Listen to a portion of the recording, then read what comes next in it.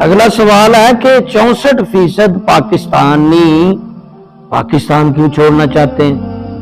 آخر بڑے بڑے سکولر، بڑے بڑے ڈاکٹر، بڑے بڑے انجینئر پاکستان چھوڑ چکے ہیں، چھوڑ رہے ہیں۔ تو میرے بھائیوں، آپ جہاں بھی رہ رہے ہیں، کسی بھی شہر میں، گاؤں میں، کسی خطے میں، جب آپ کو امن سکون نہیں ملے گا، وہاں آپ کو تحفظ نہیں ہوگا، کوئی قانون کی عملداری نہیں ہوگی، وہاں آپ کو روزگار نہیں ملے گا، اور یہ بک بک جرائم اور بد اخلاقی، گناہ، بد رویے، بے امنی، بے چینی، اضطرابی کیفیت، افراتفری، جھوٹ، زنا،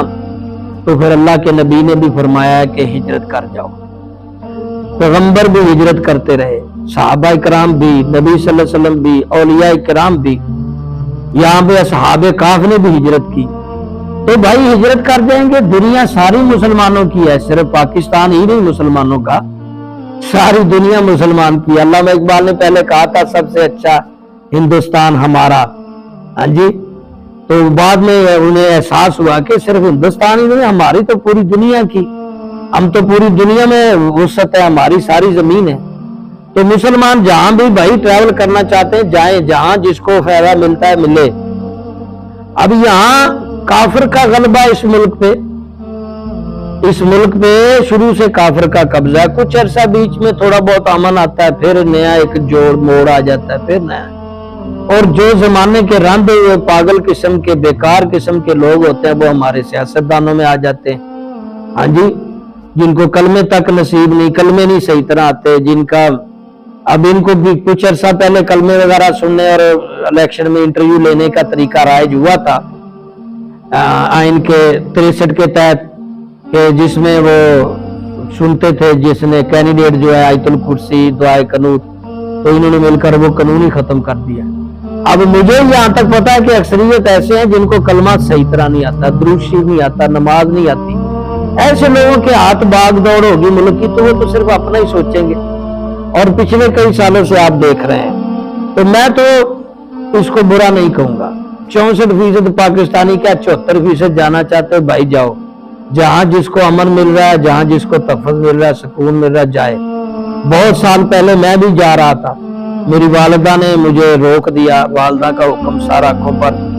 لیکن بزرگوں کی بھی حکمت ہوتی ہے، اگر میں رکا ہوں تو اس برے معاشرے میں رہتے ہوئے بھی خود کو اور اپنی فیملی کو دیندار بنا رہا ہوں، یہ بڑی بات ہے۔ لیکن معاشرے کی اکثریت جو ہے وہ ہمارے بارے میں کیا رائے رکھتی ہے ہم جانتے ہیں، مسجدوں، دین اور دنیا اور سب۔ پاکستان کی میرے خیال میں 90% لوگ جاہل ہیں۔ آپ اگر کوئی سمجھیں کہ B S C M S C کر کے اس کو ہم پڑھا لکھا کہیں گے، نہیں، جب تک وہ اس B S C M S C کے ساتھ انسانی اخلاق اور عبادتی معاملات نہیں سمجھے گا تو وہ جاہل ہی ہے۔ بھائی جس کو باپ کا قدر، ماں کی قدر، پڑوسی کی اہمیت، اولاد کی تربیت، بولنے کا انداز، گفتگو، حقوق وغیرہ کا نہ پتا ہو تو وہ جتنا بھی پڑھا ہو وہ جاہل ہی ہوتا ہے۔ تو یہاں پاکستان میں جاہلوں کی کثرت ہے، اور یہاں رہ کر اگر کسی کو تربیت کرنے میں، بچوں کو ٹھیک کرنے میں، ایک اچھا شہری بنانے میں مشکل آ رہی ہے تو ہجرت کر جائیں، جہاں جس ملک میں داؤ لگتا ہے لگائیں۔ اور اگر آپ کو باقی ملکوں کی نسبت ادھر زیادہ آپ کو یہ سہولیات ہیں تو پھر بھائی اپنا ملک اپنی جنت ہے، اپنا گھر اپنی، جہاں انسان پیدا ہوا، بچپن، جوانی۔ جناب رسول اللہ جب مکے سے ہجرت کر رہے تھے، مکے سے باہر نکل کے پیچھے مڑ کر دیکھا تو آنکھیں اشکبار ہوئی، اور کعبے کو مخاطب کر کے کہتے ہیں، اے اللہ کے گھر، میں تمہیں کبھی نہ چھوڑتا مگر مجبوری ہے، یعنی اللہ کا حکم ہجرت کا یا کافروں کی تسلط سختی ہے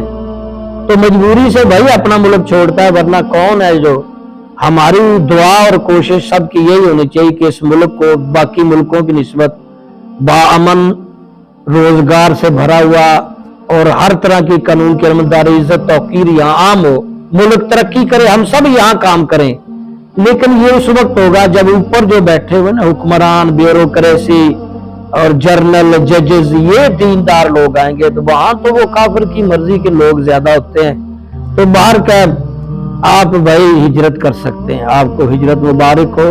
اور اگر ادھر رہ کے کوئی آپ کا کردار ہو سکتا ہے کہ آپ کی تبلیغ سے، آپ کی کوششوں سے किसी स्वयं आश्रय में कोई बेहतरी आ सकती तो आपका यहाँ रहना बेहतर है।